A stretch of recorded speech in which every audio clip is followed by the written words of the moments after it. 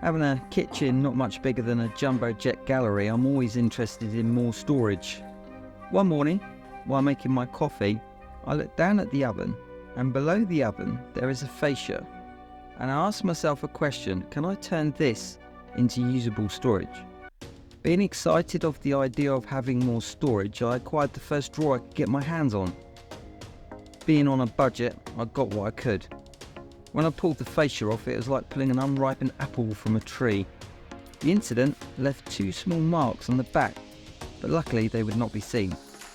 Then I admired my new space like a petrol head looking into an empty double garage. Then I glanced at the drawer. It was noticeably the wrong size. In my haste to acquire a drawer, it was now like trying to put a UK-sized mattress into a European-sized bed frame, so it led me to the idea. I was going to make a sandwich. I was going to put bread either side in the form of a 2x4 and a doorstop to give me the desired width. There's a unit either side of the oven, so I'm going to need some big screws. Luckily, from another project I had some wood left over, which I cut down to size, then secured both bits of wood to the side of the oven,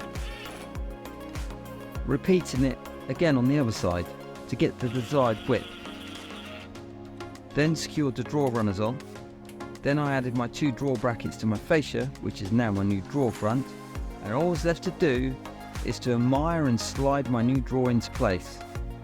Just by having an idea while having a coffee, now I have more storage in my kitchen. Considering this was done on a budget and I had to overcome some obstacles, I think I've done a superb job, and now I can enjoy this storage for years to come.